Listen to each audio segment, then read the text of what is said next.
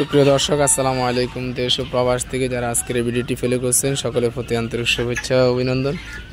বরাবর না আমি আছি হাফিজ নজরুল ইসলাম ফেনী থেকে। তো আজকের এই ভিডিওতে আমি আপনাদেরকে জানানো বা বোঝানোর চেষ্টা করব একদিন থেকে একবারে শেষ পর্যন্ত অর্থাৎ ডিম পাড়া পর্যন্ত এই মিশরীয় ফার্মে মুরগিগুলা লালন পালন পদ্ধতি। অনেকে আমার কাছে ফোন করেন বা মেসেজ দিয়ে থাকেন প্রবাস থেকে, বা অনেকে দেশ থেকে বলেন যে আসলে ভাই একদিন থেকে এই মুরগিগুলো কীভাবে লালন পালন করব। তো এই সম্পর্কে আসলে প্রায় সময় আমি অনেক ভিডিও দিয়েছিলাম, ইতিপূর্ব আপনাদেরকে বোঝানোর চেষ্টা করছেন। তো অনেকে আমাকে বলার ক্ষেত্রে আবারও আমি আপনাদেরকে আজকের এই ভিডিওটি দিচ্ছি। আজকের এই ভিডিওতে আমি আপনাদেরকে বলবো একবার শুরু থেকে শেষ পর্যন্ত এই মিশরীয় ফার্মি মুরগিগুলো সাধারণত ডিম পাড়া পর্যন্ত কোন কোন খাবার ইউজ করতে হবে এবং কোন কোন ওষুধ বা মেডিসিনগুলো ইউজ করতে হবে সেগুলো আজকের এই ভিডিওতে আমি আপনাদেরকে বোঝানোর চেষ্টা করব। তো সাধারণত আমরা ফার্মি মুরগি এবং সোনালী মুরগি বা দেশি মুরগি এগুলা ব্রোডিং পদ্ধতিটা মোটামুটি অন্যান্য মুরগির তুলনায় প্রায় কাছাকাছি।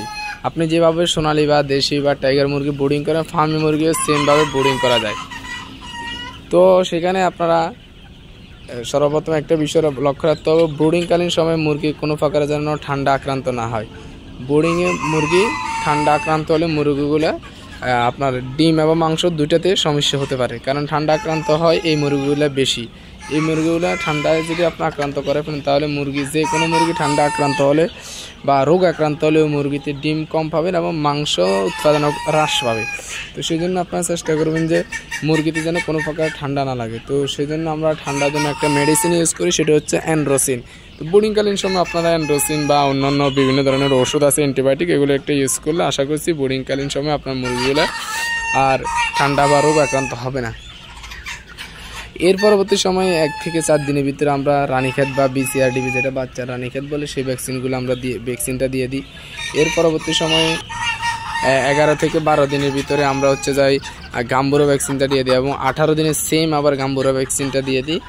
আর যাই 24 দিন আমরা সেম আবার বুস্টার ডোজ BCRDB বা বাচ্চার রানীক্ষেত এই ভ্যাকসিনটা দিয়ে দিই। তো সাধারণত ভ্যাকসিন এইভাবে শিডিউল অনুযায়ী আমরা দিই। আরেকটা কথা মনে রাখবেন, অনেকে আমাকে বলেন যে আমি বাড়িতে 10টা মুরগি লালন পালন করি, 20টা মুরগি লালন পালন করি, সেক্ষেত্রে আমি কোন ভ্যাকসিনটা দিব ভাই? সেক্ষেত্রে আপনাকে সবচেয়ে গুরুত্বপূর্ণ একটি ভ্যাকসিন যাই মুরগির RDB বা রানীক্ষেত, যেটা আমরা সরকারি সদর হসপিটাল অর্থাৎ হাঁস মুরগির প্রজনন খামার, যেটা সরকারিভাবে ওইখান থেকে আপনার প্রাণী সম্পদ অফিস থেকে আপনারা সংগ্রহ করতে পারবেন। তো ওটা 1 ml করে রানের মাংস দিলে আশা করছি আপনার মুরগিতে আর ওই যে গ্রামে একটা কথা আছে হীরা বা বিভিন্ন ধরনের রোগ আসে, কিছুদিন পর ঝিমানি আসে, ওই রোগটা আর আক্রান্ত হবে না। তো সকলে চেষ্টা করুন ওই ভ্যাকসিনটা, অথবা যারা ফার্মে মুরগি 50টা 20টা ডিমের জন্য লালন পালন করেন, তো 2 মাস পর পর এই ভ্যাকসিনটা দিবেন। RDB রানের মাংসে 1 ml করে 1 cc অর্থাৎ 1 cc করে আপনার রানের মাংসে পুশ করবেন পানির সাথে মিক্স করে। এটা 100 মুরগিকে দেওয়া যায়, অর্থাৎ 100 ml পানির সাথে এটাকে মিক্স করে 100 মুরগিকে দিতে পারবেন। এছাড়াও মুরগির আরও অন্যান্য যেসব সমস্যাগুলো হয়, সাধারণত ঠান্ডা আক্রান্ত হয়, আমরা মাইক্রোনিট বা লাইসোভিট এই ধরনের কিছু ওষুধ বা এগুলো ইউজ করি। আবার মুরগি দেখা গেছে হালকা জিমানি আসে, তখন আমরা কিন্তু সিপ্রোফ্লক্সিন বা রানামাইসিন এই ধরনের ওষুধগুলো ইউজ করে থাকি।